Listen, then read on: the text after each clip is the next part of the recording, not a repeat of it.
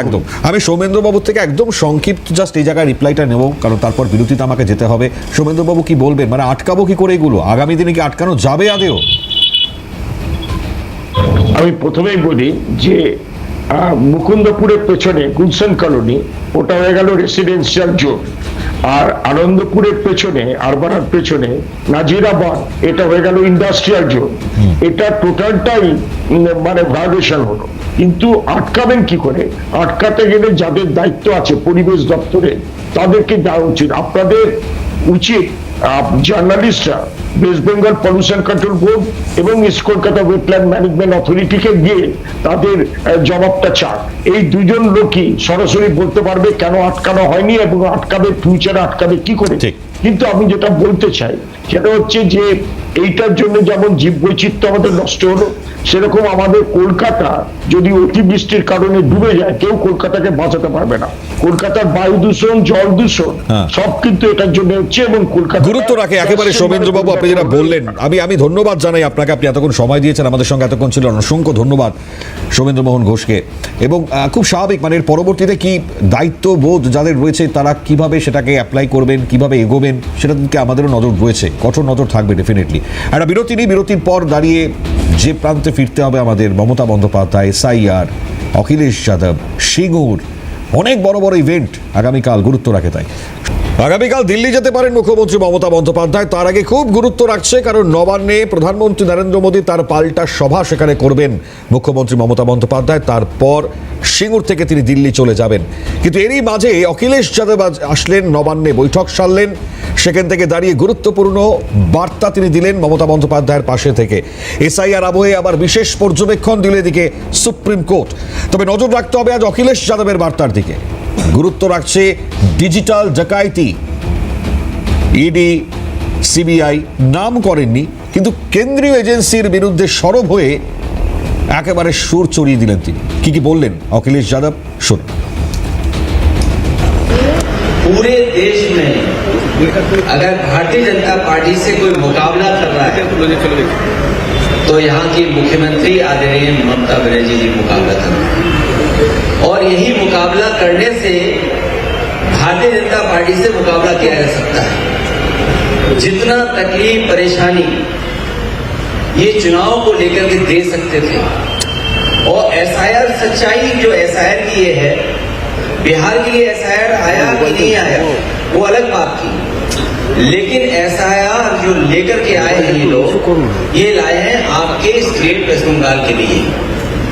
SIR NRC था, क्योंकि कई लोगों को नागरिकता साबित करनी पड़ी।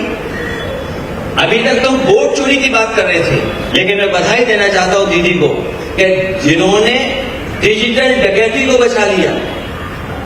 सोचिए डिजिटल डकैती की उन्होंने, वो क्या हासिल करना चाहते थे? आपकी जो डेटा है उसको हासिल करना चाहते थे। ডিজিটাল ডাকাতি রুখে দিয়েছেন মমতা বন্দ্যোপাধ্যায়। যে ধরনের পরিস্থিতি মানে চলছে আর কি পশ্চিমবঙ্গকে নিয়ে, সেখানে একমাত্র মমতা বন্দ্যোপাধ্যায় আছেন বিজেপির বিরুদ্ধে লড়াই করে এগিয়ে যাচ্ছেন। গুরুত্বপূর্ণ বার্তা এক্ষেত্রে দাঁড়িয়ে আমি অরিজিৎ দাকে দিয়ে শুরু করবার চেষ্টা করব, কারণ এই বার্তা অরিজিৎ দা কীভাবে আপনারা দেখেন, আপনাদের কি মন্তব্যের পরিপ্রেক্ষিতে? প্রথমেই বলি, বাঙালি অস্মিতার তথাকথিত ধ্বজাধারী মমতা বন্দ্যোপাধ্যায়ের পাশে বসে বা দাঁড়িয়ে ওই যে এতক্ষণ ধরে যিনি ডায়লগবাজি করলেন, কি ভাষায় বললেন বোধহয় আমি জানি না, আরেকবার একটু শুনলে বোঝা যাবে। উনি বহিরাগত নন, মমতা ব্যানার্জির কাছে উনি বহিরাগত নন। উনি বনগা লোকাল ধরে বারাসাত থেকে উঠেছিলেন আর গিয়ে হাওড়াতে নেমেছেন, আর মমতা ব্যানার্জির পাশে বসে পড়েছেন। অন্তরাগত, বহিরাগত নয়। যাই হোক, সে যেতেই পারেন, গণতান্ত্রিক দেশ, এগুলো ওনারা বলেন, আমরা বলি না। একটু মনে করিয়ে দিলাম। এই যে এখন কথা হচ্ছে যে ওই যেখানে ওই দাঁড়িয়ে দাঁড়িয়ে এসব বক্তৃতাবাজি করছিলেন, ওর থেকে কয়েক কিলো মানে গঙ্গার ঠিক ওপারেই ওই ব্রিগেড প্যারেড গ্রাউন্ডের কথাটা মনে পড়ে যাচ্ছে। আপনারও মনে আছে নিশ্চয়ই, আপনি তো সাংবাদিক, আপনার মনে থাকবেই যে মঞ্চ জুড়ে কত নেতা সবাই হাতে হাত ধরে হাত তুলে জিতছি জিতছি জিতছি বলল। তারপর যেই একজন বলল আচ্ছা প্রধানমন্ত্রীটা কে হবে, ব্যাস মঞ্চ খালি। তা এ হচ্ছে ওই ভাঙা সাইকেলের নেতা। তো 250+ থেকে নিজের দলকে, মানে মুলায়ম সাহেব যখন ছিলেন 250-র উপর সমাজবাদী পার্টির বিধায়ক সংখ্যা ছিল, সেখান থেকে ওনার সুপুত্র সেই সাইকেলে পাংচার করে দিয়ে টিউব ফুটো, টায়ার ফুটো, প্যাডেল ভাঙা করতে করতে করতে করতে এখন 105টা দল মিলে এসপি প্লাস বলে যেটাকে 111 এসে দাঁড়িয়েছে। আর চিন্তা নেই, যোগীজির নেতৃত্বে উত্তরপ্রদেশে যেভাবে ক্রিমিনাল দমন হচ্ছে এবং উন্নয়ন হচ্ছে, তাতে করে ওটা আগামী দিনে ওই পাশের একটা কেটে 10-এর ঘরে নেমে আসবে, এটা নিয়ে কারোর আর কোনো সন্দেহ নেই। এখন ব্যাপারটা হচ্ছে খেয়ালি পোলাও পাকাতে পারেন। আপনি বলছিলেন দিল্লি যাওয়ার কথা এবং তার সাথে একটা সিঙ্গুরের কথাও বললেন।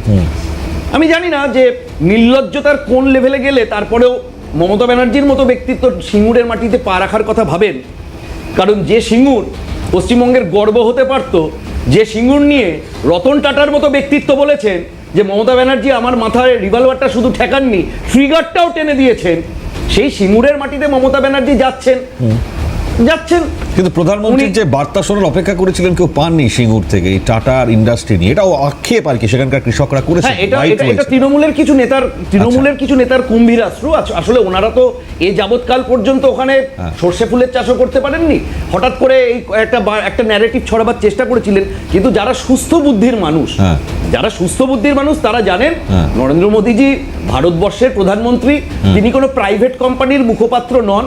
তিনি কোথাও দাঁড়িয়ে বলে দিতে পারেন না যে এই প্রাইভেট কোম্পানি এখানে আসছে আর অমুক কোম্পানি ওখানে যাচ্ছে, এটা উনি বলে দিতে পারেন না বা বলা উচিত নয়। সেটা বলার জন্য আমাদের ডক্টর সুকান্ত মজুমদার, কেন্দ্রীয় প্রতিমন্ত্রী, পরিষ্কার বলেছেন যে পশ্চিমবঙ্গের কোথায় কোন শিল্পপতিকে ভারতীয় জনতা পার্টি যখন সরকার প্রতিষ্ঠা করবে আমন্ত্রণ জানানো হবে, এটা তো পশ্চিমবঙ্গ বিজেপির নেতারা ডিসাইড করবে। প্রধানমন্ত্রী কেন ট্রাবল নিতে যাবেন? শিল্প নিয়ে এত কথা বলেন, সেখানে কিন্তু প্রধানমন্ত্রী একটা কথা খুব পরিষ্কার বলে গেছেন। কিন্তু কি বলেছেন প্রধানমন্ত্রী? একটা কথা খুব পরিষ্কার বলে গেছেন যে পশ্চিমবঙ্গ অত্যন্ত শিল্প সম্ভাবনাময়, কিন্তু যতক্ষণ না পর্যন্ত এই সিন্ডিকেট রাজ মাটিতে পা রাখলেই, শিল্পপতি পা রাখলেই কাঠমানি, তোলাবাজি, আর ইভেন একটা সাধারণ মানুষ এটা বাড়ি করতে গেলেও ইট সিমেন্টের ভাগের টাকা দিতে হবে, ততক্ষণ পর্যন্ত